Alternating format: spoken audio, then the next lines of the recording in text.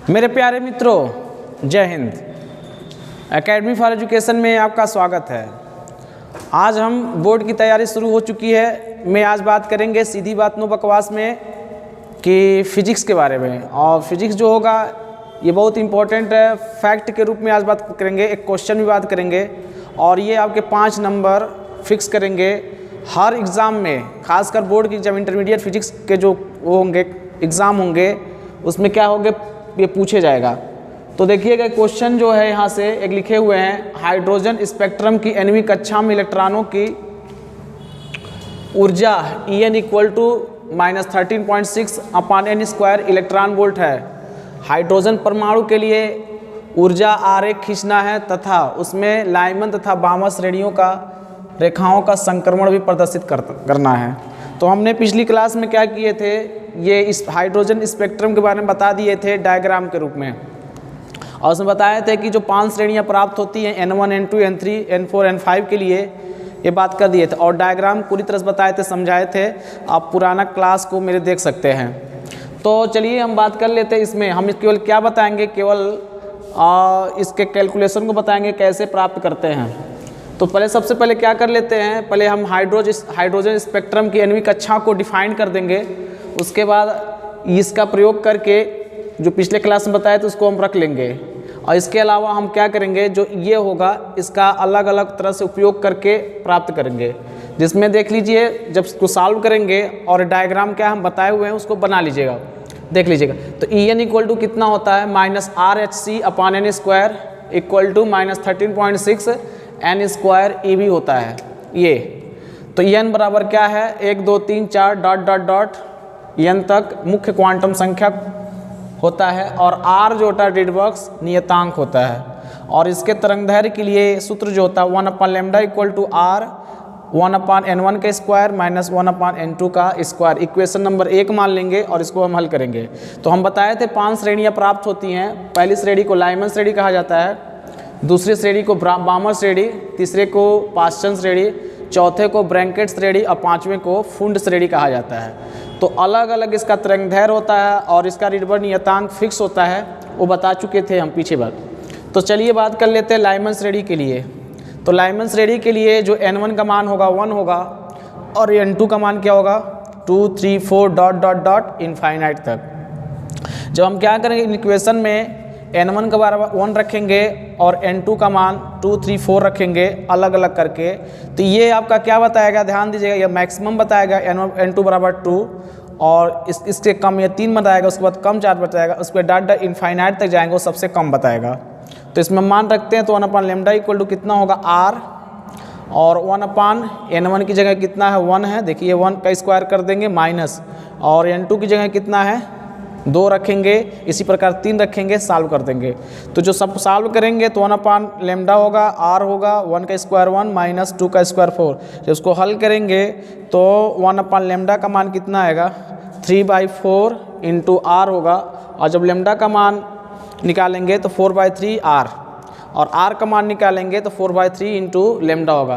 तो एक ध्यान दीजिएगा, लाइमन श्रेणी की रेखाएं ये विद्युत चुंबकीय स्पेक्ट्रम की पैराबैंगनी भाग से प्राप्त होती है, इसको याद रखना है आपको। लाइमन श्रेणी की रेखाएं कहाँ प्राप्त होती हैं, स्पेक्ट्रम की रेखा पैराबैंगनी भाग में प्राप्त होती है। और इस श्रेणी के लिए सबसे बड़ी तरंगदैर्घ्य क्या होगा N2 के लिए सबसे बड़ी होगा, जिसका मान कितना होता है 3646 मतलब 3646 एंगस्ट्रॉम होता है। ये कैसे प्राप्त होता है, जब आप इस सूत्र में लैम्डा के सूत्र में 4/3 के r के जगह रिडबर्ग नियतांक रखेंगे और उसको जब हल करेंगे तो n = 2 के लिए 3646 एंगस्ट्रॉम आएगा। जब n = इनफाइनाइट लेंगे मतलब अनंत लेंगे तो जब हल करेंगे तो कितना मिलेगा 912 एंगस्ट्रॉम मिलेगा। तो ये दोस्तों क्या था कि ये हमारा क्या था, लाइमन श्रेणी के लिए आपका तरंगदैर्घ्य था, सबसे बड़ी तरंगदैर्घ्य और सबसे छोटी तरंगदैर्घ्य। इसी प्रकार हम क्या करेंगे बामर श्रेणी लेंगे। देखिए बामर श्रेणी में क्या करेंगे, N1 का मान 2 रख देंगे और 2 को छोड़ करके N2 का मान क्या रखेंगे 3 4 5 रखेंगे। तो जो हम रखेंगे तो यहाँ देखिए समीकरण 1 से यहाँ से 1/λ r और देखिए यहाँ पर N1 का मान कितना है 2 है। देखिए N1 का मान कितना रखेंगे 2, तो 2 का स्क्वायर, उसके बाद N2 का मान 3 रखेंगे और इसको सॉल्व करेंगे तो 2 का स्क्वायर 4 और 3 का स्क्वायर 9। जब सॉल्व करेंगे तो कितना आएगा, r 5/36 आएगा। और इस यहाँ से लेमडा का मान निकालेंगे 36/5 इंटू अपान r होगा। इसी प्रकार हम क्या करेंगे, वामन श्रेणी की रेखाएं ये दृश्य भाग में प्राप्त होती है। कहाँ प्राप्त होती है, दृश्य भाग में प्राप्त होती है। और यंत्री के लिए सुनिए, यंत्री के लिए क्या होगा, सबसे बड़ी श्रेणी प्राप्त होगी तरंगदैर्घ्य, जिसका मान कितना होगा, लेमडा का मान 65-63 एंगस्ट्राम होगा। कितना होगा, 65-63। देखिए 3 के लिए क्या होगा, सबसे बड़ी होगा, और अनंत के लिए क्या होगा, सबसे छोटी होगा। तो श्रेणी की सबसे छोटी तरंगदैर्घ्य कितना होता है, लेमडा इक्वल टू 3646 एंगस्ट्राम होता है।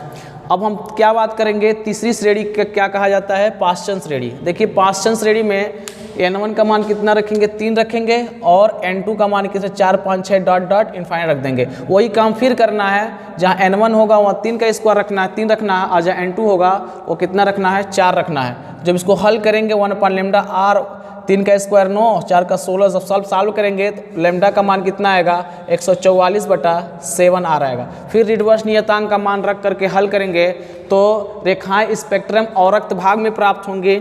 और पाश्चन श्रेणी के लिए n बराबर 4 के लिए इसका जो सबसे बड़ी तरंगदैर्घ्य प्राप्त होती है 18,735 एंगस्ट्राम प्राप्त होती है। जबकि n इनफाइनाइट के लिए सबसे छोटी तरंगदैर्घ्य कितना होती है, कितना 8,196 एंगस्ट्राम प्राप्त होती है। इसी प्रकार चौथा श्रेणी का नाम क्या है, ब्रैकेट श्रेणी। तो ब्रैकेट श्रेणी के लिए क्या n1 का मान 4 होता है, n2 का मान कितना होता है, 5 6 7 8 डॉट इनफाइनाइट। पुनः वही काम करना है जो पीछे काम किए हैं। n1 का मान कितना रखना है, 4 रखना है, और n2 का मान कितना रखना, 5 रखना है। तो n1 का मान जब 4 रखेंगे तो 4 के स्क्वायर 16 करेंगे, और n2 का मान क्या करेंगे, 5 रखेंगे तो 5 के स्क्वायर 25 हो जाएगा। तो यहाँ देखिएगा रखेंगे 1/λ equal to r in bracket 1/16 - 1/25। जब इसको हल करेंगे तो लेमडा का मान कितना आ जाएगा, 400/9r। फिर r का मान रख के सॉल्व करेंगे तो इसमें सबसे बड़ी तरंगदैर्घ्य कितना होगा, 40,508 एंगस्ट्राम। अब छोटी तरंगदैर्घ्य इनफाइनाइट के लिए क्या होगा, 14,516 एंगस्ट्राम होगा। और यह भी ब्रैकेट श्रेणी भी कहाँ प्राप्त होती है, औरक्त भाग में प्राप्त होती है। इसी प्रकार फुंड श्रेणी लेते हैं। कौन सी श्रेणी लेते हैं, फुंड श्रेणी। तो फुंड श्रेणी के लिए क्या करते हैं, n1 का मान 5 रखते हैं, और n2 का मान कितना रखते हैं, 6 7 8 डॉट। अब हम क्या करेंगे, पुनः वही काम करेंगे, 1/λ की जगह वो लैम्डा ही रहेगा, r की जगह r रहेगा, और n1 की जगह 5 हो जाएगा, और n2 की जगह कितना होगा, 6 होगा।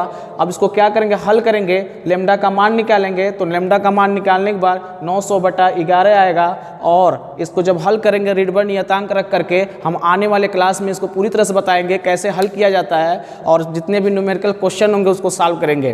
तो 1 बाय 1 सॉल्व करते जाएंगे। तो जब n का मान 6 रखेंगे, सुनिएगा 6 के लिए n का मान तो 74,580 एंगस्ट्राम प्राप्त होता है, जो सबसे बड़ी तरंगदैर्घ्य होती है। जबकि छोटी तरंगदैर्घ्य n इनफाइनाइट के लिए कितना प्राप्त होता है, यह 22,789 एंगस्ट्राम होता है। तो हमने क्या बात किया है कि हाइड्रोजन स्पेक्ट्रम की जो nवीं श्रेणी की अलग अलग श्रेणियां प्राप्त होती है। कितनी श्रेणियां प्राप्त होती हैं, ये 5 श्रेणियां जो बता चुके हैं। इसका कैलकुलेशन, इसकी मैक्सिमम तरंगदैर्घ्य और छोटी तरंगदैर्घ्य क्या था, ये हमारा क्या था, लेक्चर था। और हम फिजिक्स के बारे में बात किए। तो आगे चल करके हम क्या करेंगे, इसके आगे और कुछ फैक्ट बात करेंगे। यही वीडियो समाप्त होता है। धन्यवाद।